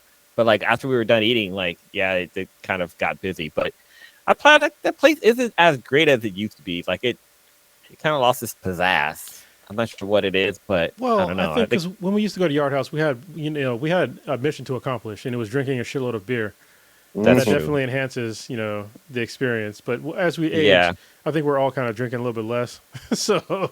But I think also while we were there, I'm like, God, can they just turn out the music a little bit? It was hella hard to hear, and I don't know. It was it was. I mean, I still had a good time. You know, the food was still great, and like I did get a great beer. So I mean, overall it was a lot of fun. We just kind of walked around afterwards, and there was like like Santana Row, how there's always like there's people that got money basically, and there's always like Lamborghinis and Ferraris just kind of sitting there. Yeah. Some like asshat decided to jump into his Lambo and just start revving the fucking engine like hell goddamn loud, and like you just hear it down the fucking strip. And I was just thinking like there's somebody who was stuck in traffic who was doing that same thing, and his fucking Lamborghini caught on fire. Basically the fucking engine overheat because the car wasn't moving, so there was like no airflow. So the back end of the car caught on fire. But yeah, overall, Father's Day was good. The sweetness did get me. She did end up buying tickets to go see Janet Jackson. Oh shit! So Janet Jackson was here on Friday. She was here on Friday at Shoreline, which I didn't know she was going to be there. But we're gonna go see her in a little town called Lincoln, California, which is like up by Sacramento. But I'm pretty excited about that. This is my third time seeing her, and I think this is probably the most I've ever seen an artist like live. Like I've seen like other bands and stuff like that, but I've seen her more than other people. Like your brother, I saw. He sees them like 5 times a year, if not more. For Drew Hill. Yeah, Drew Hill. I think he saw them like 2 or 3 weeks ago. Wow. In Baltimore. So the guy's a huge fan. What's your guys' Father's Day like? Yeah, Prodigy, what about you? I ended up seeing Across the Spiderverse with my daughter, and what did I do? I think I took her to some indoor playground area. It was just kind of really low key. Some nice, good family time all the way around. Really nice card from Mishka, and a few little gifts as well, which is nice. Basic ones though. What about you, Cronus? Well, I worked on Father's Day because I work on Sundays, but and I just took a bunch of Sundays off. So yeah, mine was. So I spent Saturday was like my Father's Day, and we went to Dave & Buster's, which is weird because I'm not drinking right now, so it was just like I could have had more fun if I was drinking, I guess, but it was still fun though because it's when my youngest goes there, she has a lot of fun, and yeah, it's cool. It is a fucking arcade. Like it is an arcade, yeah. But then when you have like a 6.5-year-old, like you have to like watch her, and like play games that she wants to play. So it's a little different. It's like it wasn't like I was going with my oldest, like way different dynamic because she can just play what she wants and I'll play what I want and we'll play together. But like I can't play a fighting game with my youngest. Like it's not gonna work. And they also don't have fighting games at Dave & Buster's, which is kind of sad. They have card fighting games, which is fucking weird. Oh man. Like Digimon type shit, like they had like Injustice, but it was like a card type game. It was like it's weird. Oh yeah, but it's all right. I still had still had fun going there. And yeah, I got this cool shirt. I got some artwork from my youngest, of course. And nice. she made me like some clay stuff too, like clay figurines, which reminds me of my oldest because she used to do that for me all the time. So that's pretty neat. I like it when they both do that. So yeah. And then you also dropped a special video too on her Father's Day, right? I did a Father's Day video because I did a really cool thing about like I started making notes for my youngest in her lunch. Since I make her lunches every day, whether she's in like camps or in school. Because she's in camps, I decided to just start writing her like random notes. And after a while, I was just like, well, let me see what I can do with these notes instead of just like just random bullshit. I started like asking her questions like in the notes, and I'd leave a pen and she'd write me back. And so she started writing me back, and then like on last Friday, I asked her like, what are the names of her new friends? And then she just like took the paper and like had all of her friends and all of her coaches like either write their name or sign it. And I was like, oh, this is so cool. Like this is like the coolest thing ever. And like I didn't think that she was gonna do that. So now I got to think of other things to do. And yeah, another part of fatherhood is I give you a small taste of my life. I'll be truthful because I don't think my oldest is gonna mind at this point. But she got kind of mad that I wrote notes and like I guess it was like a lot of things that she had to say to me, which is like whatever. Not whatever. It's you're never always happy with your parents, so sometimes them's the breaks. That so we had to have a kind of a long conversation about some things. But it's just part of being a parent and a kid. So I'm not a perfect dad by any means. But I thought we had a really productive conversation, and then because of that, I started writing her notes. So I'm handwriting notes to her, and just like taking a picture, and then like sending them to her, and like with questions and stuff. And it's been pretty neat, I think. So yeah, that's cool. Awesome shit. Apparently, adults like notes too. So yes, they do. Remember pen pals? That'll fucking date yourself, you know? Yeah, I remember like doing the pen pals and like folding your fucking notes and like the weird fucking thing. You remember that? Or origami shit. Yeah. Yeah. Making like the little envelope pocket thingy. Yeah. Or making heart shapes. Now you can just text somebody, so it's way different. Hell yeah! I gotta tell you, my handwriting is still pretty good. Like I'm actually kind of like I thought it was kind of crappy, and then somebody commented that my handwriting is good, and I'm looking at it, I'm like, you know what, it is pretty legible. So, especially for a guy who types all day. Nice. Do you write in that in cursive? No, I just write. Here's one. For anybody who doesn't know, cursive is the ancient way of writing. It's calligraphy. Calligraphy, it's hieroglyphics. Here was like one of the first things that I like asked her. It's like probably backwards. Yeah, it's backwards. You can't really read it. But yeah, my writing isn't that bad. But basically, I was asking. Turn it around. Turn it around. Maybe it'll work. Yeah. Basically, I asked her what like her favorite creature that she saw that day, and she wrote a heart with an R and then a snake because she was at reptile camp. What's funny is when you're a kid and in school and shit, you know everybody's fucking signature and their handwriting style. I don't know anybody's anymore. Like I don't know what your handwriting looks like. I don't know what. Yeah. You know. I know what maybe Mishka, and that's about it. Like there's very few. We don't write anymore, but it's actually it's kind of neat to write though. I got to say, like writing these little notes. You know, it takes me a little bit of time to write, but it's also kind of nice to like actually take the time to write a note to somebody. So yeah. I used to write when Spina and I were first dating. I used to write her notes. Like she would take Bart to work or whatever, and I would like come over. I would find her car and like just leave like a little note on her like her window or whatever, and then just goes into the night. Good shit. We had a major fucking holiday on Monday, national federal holiday. What did they call it over at? What were you saying, Cronus, in the chat? I gotta find it. It was like the most crazy fucking thing that I have ever heard, and it actually is a day, but it's not that day. Hold on. It was like global service day for social justice. Is what some company called it. I was like, that's a weird fucking way to say Juneteenth. Yeah. So, yeah. That's not Juneteenth. Yeah. It's not a global service day for social justice. The global service day, or the World Day of Social Justice, is February 20th. Yeah. That's a whole different day. Yeah, whole different month, whole fucking... Yeah. Anyway. Yeah. I worked on Juneteenth too, by the way, so, you know. I work hard for the money. Yeah, I did too, and I felt really icky about that. I was like, why did I take today off? You know? Well, for me, it's like, you know, I just took a bunch of time off, and, you know, so I try to, like, because my shop is 24/7. Yeah. So if I take a day off, you know, somebody has to work, and so, and I knew, like, the first one up was Juneteenth, so I was like, I'll work this one, I'll get 4th of July off, so, you know, whatever. Plus, I'll get an extra day off for Juneteenth, so it's not like I lose a day. Like, I'll get my day off, but, yeah. Yeah.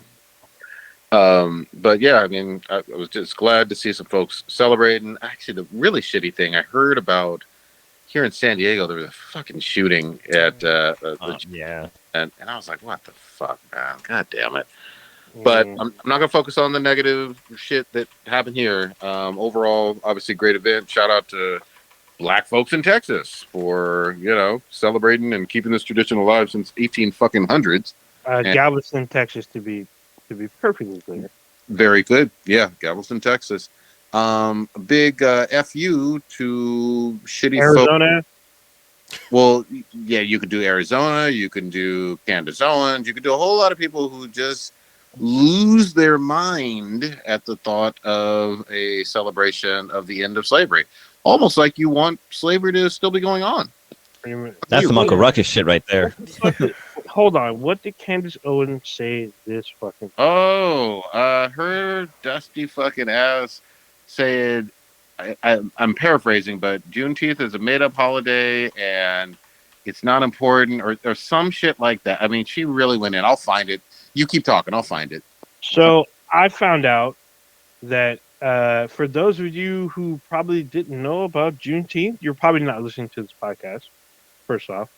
But if you do come across this podcast and get to this part, some people didn't know that your state doesn't promote Juneteenth, and they kind of may even perhaps give out false information. So I found out from a friend that happens to live in Arizona. He thought that Juneteenth was some kind of hippy dippy, like stupid holiday that he didn't know the meaning of.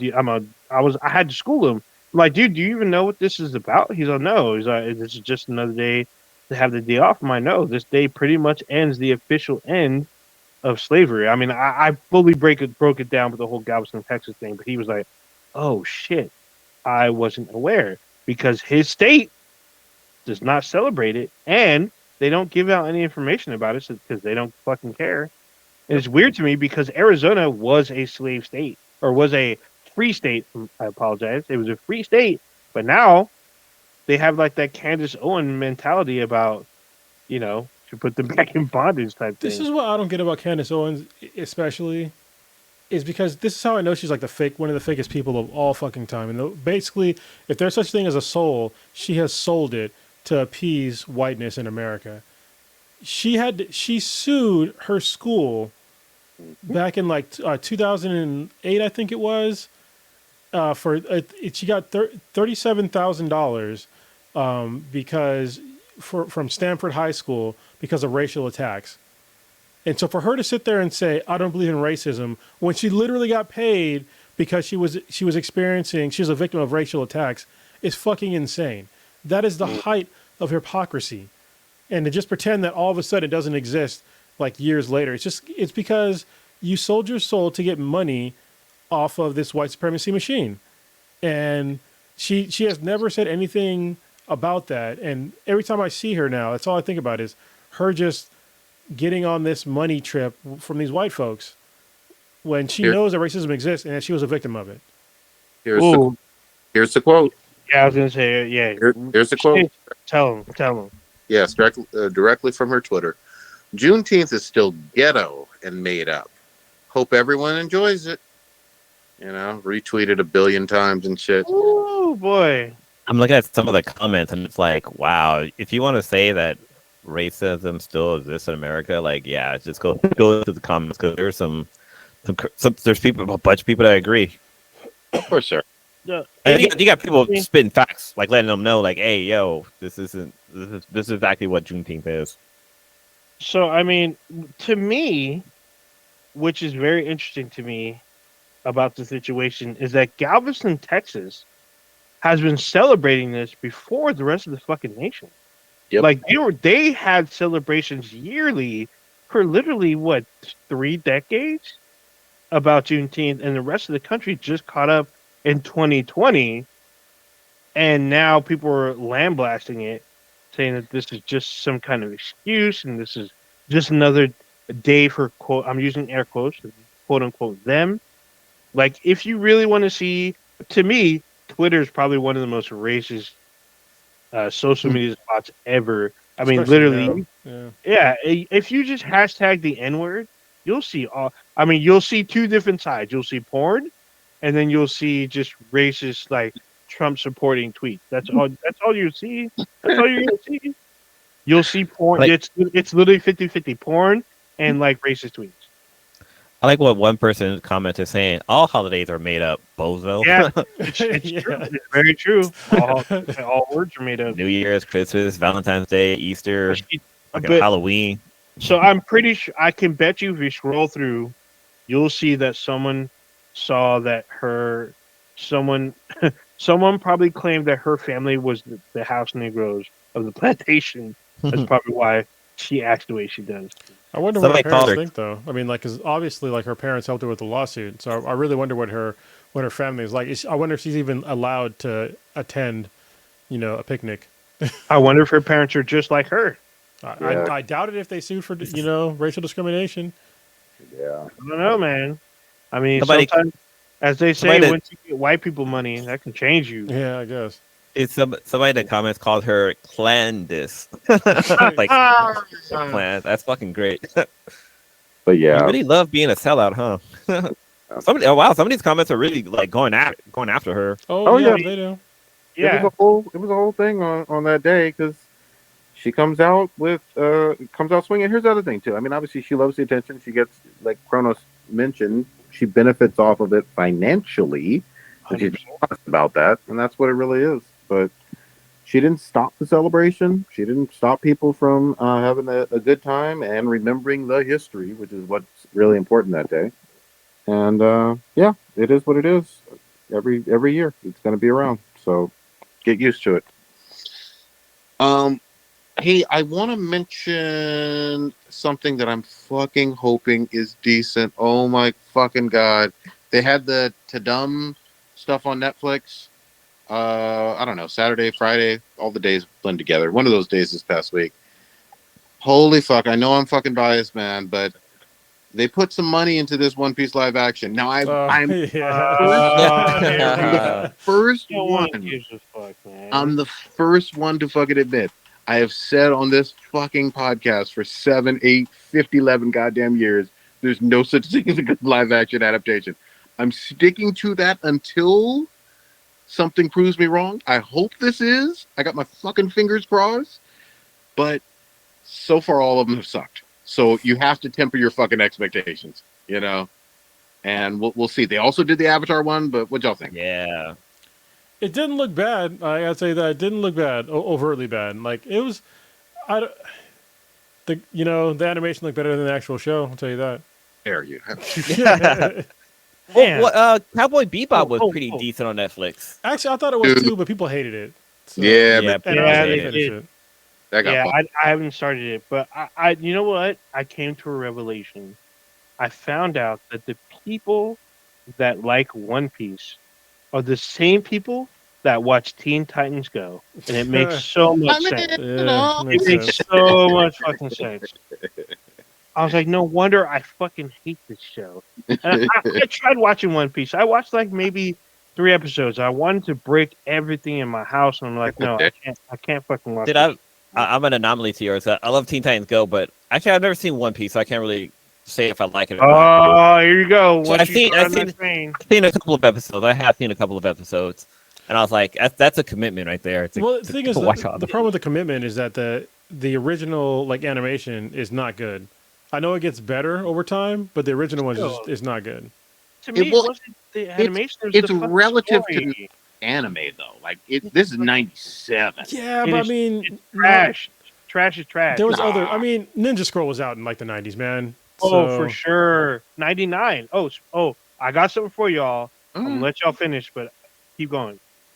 There's a bunch of really good animated shows and movies from back then that were way better animation than One Piece. So there's really no excuse for anybody there. I mean, when the fuck did Naruto start? I mean, that was 03, 04, right? I mean, yeah, that's not the greatest animated one, but I mean, it's good. Even fucking Macross was goddamn better than. Yes, it was Macross. Shit, fucking Tenchi Muyo, fucking. Cowboy Bebop came out in 1998. Yeah, Trigon came out in 98 as well. I will say so. The show that me and Cake Man, we're the only two I think that like the show, and they made a live action of this one actually too. Crying Freeman. That had really good animation. I remember watching that from a long time ago. Long time ago. It was like a black character, right? I think so, but Crying Freeman, watching the anime, that was a rated R fucking, because there was sex and blood and shit, and the live action had Mark the Castos in that shit. I was like, oh shit. So, that shit was. I thought that was probably one of the better adaptations that people forgot about. Oh, you talking about the live action? Live action. I saw the anime first and then watched the live action. I heard Kenshin was good as live action. I haven't watched it yet though. Oh, I haven't watched the Japanese one. Yeah. I watched I watched the second one. For some reason, the second one is available on Amazon Prime, but like I couldn't find the first or the third one. There's three of them. Wow. But the one I watched was really good. I didn't realize they made 3 or 4 Full Metal Alchemist live action. They made Bleach live action, and the Bleach one was. I thought the Bleach one was. I also thought the Death Note one was decent too. Not the Netflix one. The Netflix one was boo boo shit garbage. But the Japanese adaptation of it, I thought was good. But then again, I saw that before I saw the actual Notebook, the Death Note. Oh yeah, Death Note was great. I loved it. We will see. This one has a big budget. We'll see. I'm hopeful. I'm whatever. It's gonna be like the Flash to me. It's gonna be mid. You know what's funny now that I do not find ironic at all is how Netflix is all of a sudden transitioning from like American-made shows to like Japanese adaptations and Korean shows and all this. It's almost like there was like a writer strike in America or some shit. Damn. That truth. Yeah. They need that content. Yeah. And also, I mean, again, one of the highest rated shows internationally they've ever had was Squid Games. You know what I mean?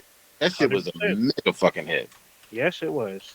I got to talk to y'all about something now. What you got? So this kind of is a springboard up what Cronus just brought up. But someone pointed out on Twitter, they're like, hey, name your top 5 movies of 1999.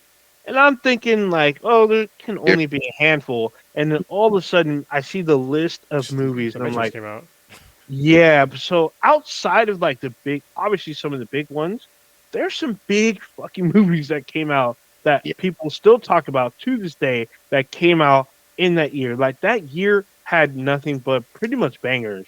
That entire fucking year. It was ridiculous. Oh shit, yeah. I remember that vividly.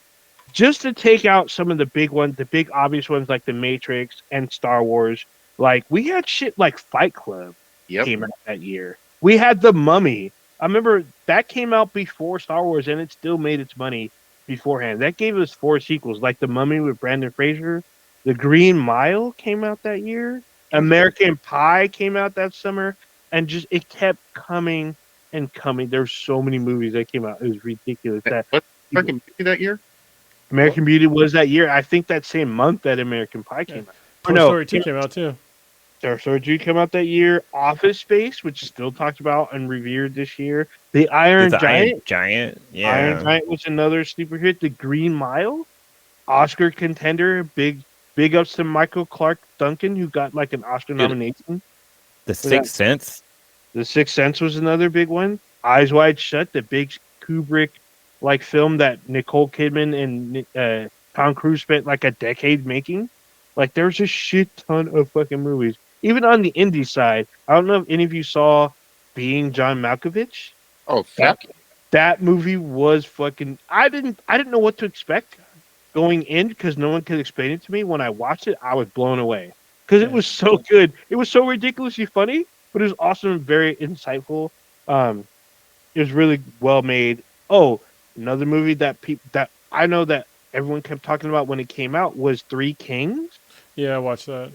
Yeah, with Ice Cube, George Clooney, and Spike Jonze. And Spike Jonze directed to Being John Malkovich. Like it just kept coming. Boondock Saints came out too. Oh, that's right. Yeah. Oh, yeah. What year? I remember Big Daddy came out. Jesus, that was was 99. Yeah, 99. I think there was a bunch of good movies because like they were like the world's gonna end in 2000. So yeah, that was a real thing. Y2K was the real thing. It was a real thing. A movie that was like, I guess, kind of mid, but it's definitely a cult classic because I've seen it multiple times. It was Deep Blue Sea. I actually got a shirt. I saw it for free. The Blair Witch Project came out that year too. Yes, it did. It came out that fall. Yeah. It came out that spring. That was the huge sleeper hit. Yeah. But all of that shit came out in 99. So this guy, he brought this shit up, and all these people listening to these movies, it blew me away. I'm like, holy shit. I've seen almost each and every one of these movies, and that was all in that fucking year. These were movies. Most of these movies are still talked about today. Go ahead. Real quick on the Blair Witch. Remember, this shit was shot for like, I don't even think it was a couple $1 million. Like, no. It was $100,000. I'd be surprised.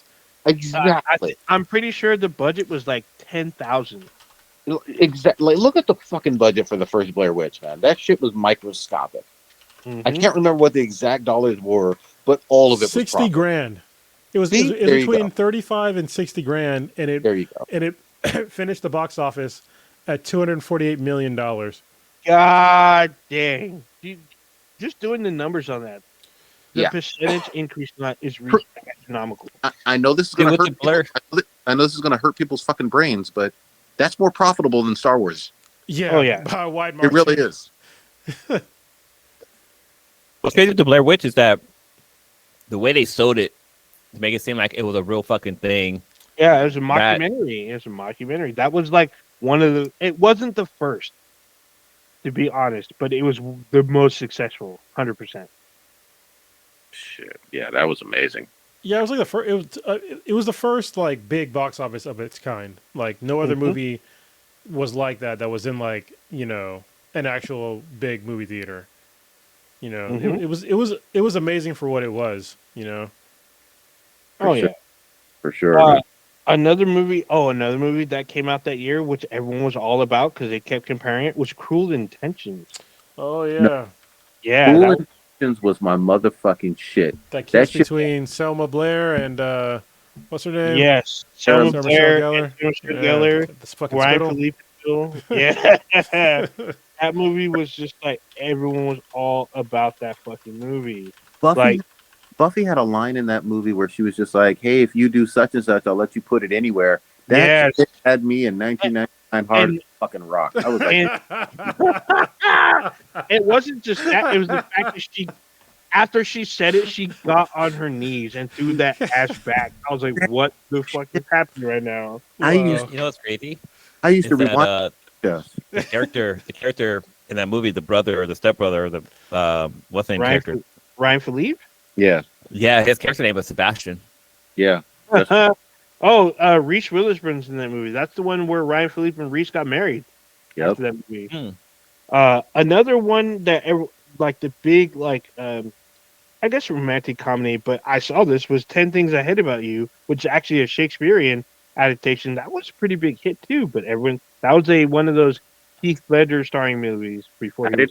I didn't hate it. It was actually. Yeah, I didn't either. And then the one that put Angelina Jolie on the map again was Girl Interrupted. That came out that year. She won an Oscar, I think, that year for that. Is that the one where she was kissing her brother or kissing Billy Bob? She was crazy. Not in the film, but she did do that those years. But that's the one where it was basically her versus Whoopi Goldberg in that movie with Winona. Even though Winona Ryder was the star, Angelina stole that fucking movie. Yeah, it's going to be hard to explain this to anybody who wasn't like a teenager or in their early 20s at that time.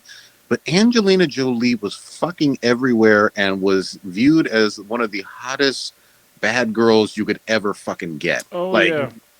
It was Hackers. Oh, my God. Like, yes, ma'am. Yes, ma'am. After Hackers, I saw Gia and I was done. Oh my God. The one that got me with her, all of those movies were good too, but she was even hot and Gone in 60 Seconds. Oh yeah, 100%. With the blonde hair. So, guess Beowulf came out in 1998. That version of Beowulf, but check it out. Guess what came out in 99, which was a huge hit. It came out before Star Wars made their money. It was South Park, bigger, longer, uncut. That was a huge hit when that came out.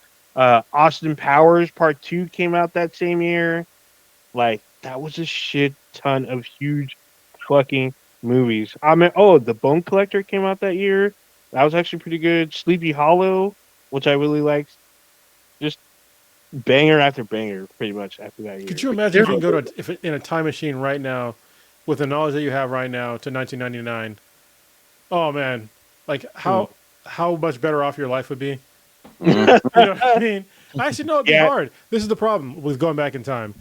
Is like when you go back in time, it's like you would try to like not make the same mistakes, but there are certain mistakes that you'd probably have to make to get it to like where you still, especially like when you have kids. That's where especially it's important to like make sure you still had the kids with the person that you love. you know, or just having kids that you love, maybe with not the person that you had them with, but yeah, it's like I want to do a lot of things differently, but also I love my kids, so yeah. Looks like there's a lot of shitty movies too that I completely forgot about. But one movie, it didn't do that well, but I love this movie. I've seen it multiple times. It's fucking hilarious every time I watch it. Is Mystery Men, which I didn't know was based off an actual it was based off of a graphic novel. Yeah, that movie's fucking hilarious. It's so good. It's so fucking funny. Ben Stiller stole that fucking movie, but it has that movie's fucking hilarious.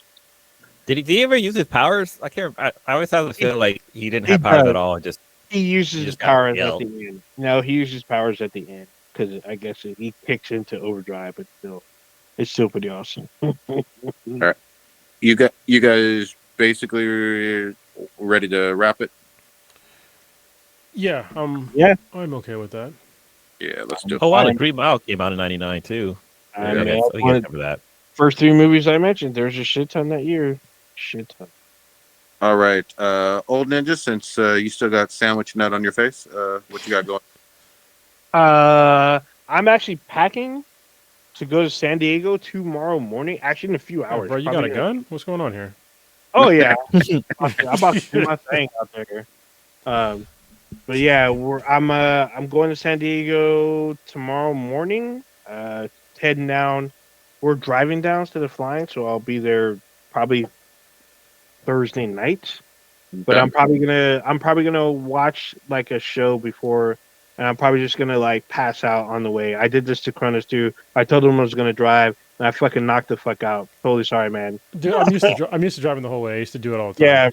Yeah. So the night before, to give context, this is the last year we went to Comic-Con, and I had been up all night. And Cronus had went to bed earlier before me, and I was still out in the streets. And by the time I got back out, I stayed up to pack and get ready. But then once we left Camp Pendleton, I knocked that fuck out. I was out. By the time I woke up, we were basically in San Jose. Yeah. So that's probably going to happen again tomorrow. But I should be there. I'll probably link up with Prodigy and Cronus probably Friday night-ish. I'm there until Monday. Who are you coming down with?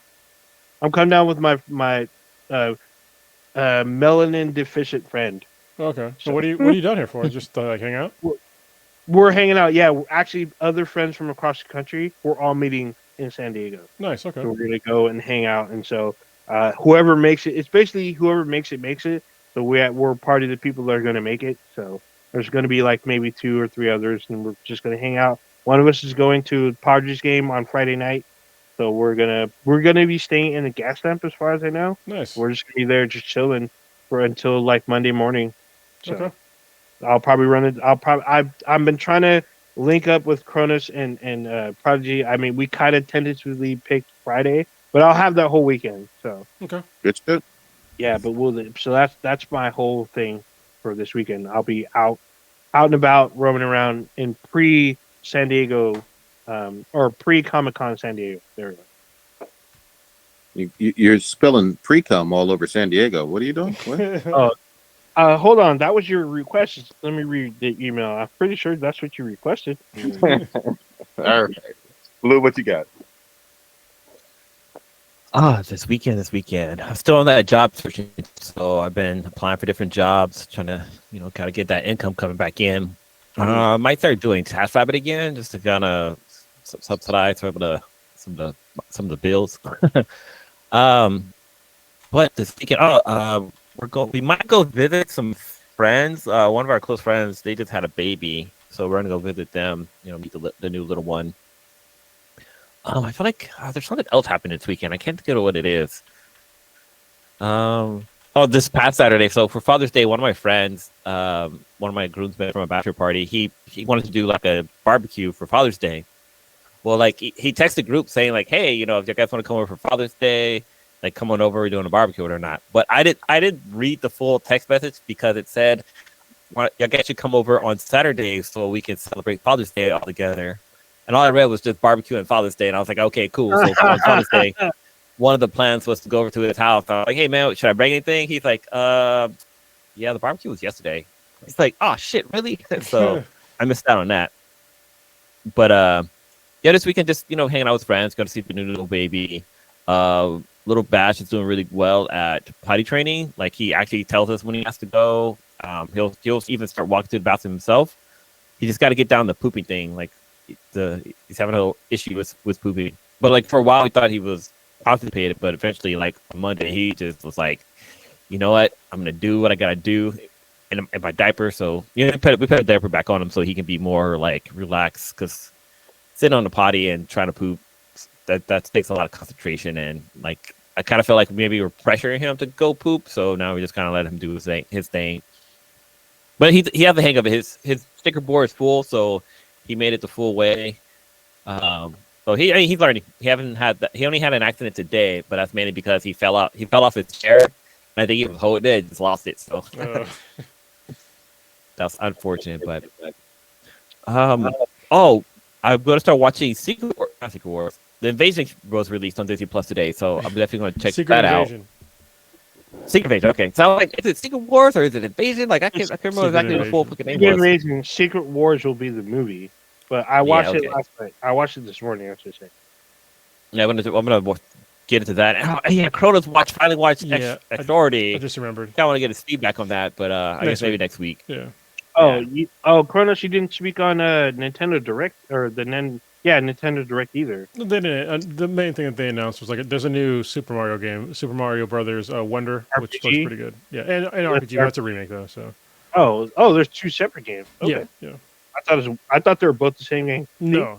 It was a quick one. It was like a bunch of like really small games that none of us play, like Pikmin 4 and shit. So. Oh yeah, I do not play Pikmin. Okay. Yeah, that's it for me. All right, what you got, Kronos? Real quick shout out to Cape and Cowl Comics. They're doing a Cape and Cowl Con on August 13th at Gilman Brewery in Berkeley. So if you are up in the Bay Area still, and you are a comic fan, definitely hit up Cape and Cowl Comics all the time, and go to their con. I'm glad that they're doing something like that. They give back to their community all the time, and I think it's really cool they're doing their own con. I wish that we were up there still, like all of us, to be there, but maybe I can work something out. I don't know. We'll see. I'm gonna go. I'm gonna try to go. Yeah, definitely go. If you guys can go, you are all Ninja. Both of you guys can go up there. We'll see. I think that's super cool. Shout out to Itun. I did want to talk about Extraordinary. It was a great show, but I'll talk about it next week. I think that is all I got. Yeah, that's all I got. I'll talk about it in more detail next week as well, but that Black Mirror, Joan is Awful, really Fuck yeah. Fuck yeah. That shit was awesome. Comic-Con's coming up. Sorry, I forgot to talk about that. San Diego Comic-Con. Me and Prodigy are going to be there. So, yeah. Absolutely. But, Joan is Awful. That shit fucked me up. Shout out to Selma Hayek. Still sexy. Still bad. 90s star. Still got all that body. Very much still playing Diablo and trying to fucking just squeeze time in for a whole bunch of stuff. I've been doing a whole lot of goddamn working and shit, but it's gonna be all good one way or another, and I still got my fucking fingers crossed for this live action One Piece. We'll see if it breaks the curse. I'm talking all kind of shit. And I just want you to hear me, if you want to create a season 2 of Interspecies Reviewers, I'd like to see some chocobos in there. Have some chocobos, fucking motherfucking, slime girls or something like that. Interspecies 2 Reviewers, come holla at me. Hit me up in my DMs. Let's do it. That's all I got. Take us out, old ninja. All right. Usually experience Black and Black Times Divinity. The Jenkins podcast on the internet. Check us out anywhere with Beat and BTI. That's BTHANBTI, anywhere and everywhere you listen to podcasts, except for on YouTube, we are Black and Black Times Infinity. Pretty easy to find us. Check out our official website, benheadproductions.com/BTI. We have a Discord. You can email us at beatandbti@gmail.com. Let us know you want to join or you want to be a part of the discussion. Things keep heating up in there. It's getting more dank and getting more crazy. Some great ideas, great discussions going on in there. Let us know if you want to be a part. Email us. And on Amazon, we have an app that lets you know when we go live. Download it. Then put it to use. There we go. There you go. Don't choke on the chocobo nut. One Piece's ass. Oh damn!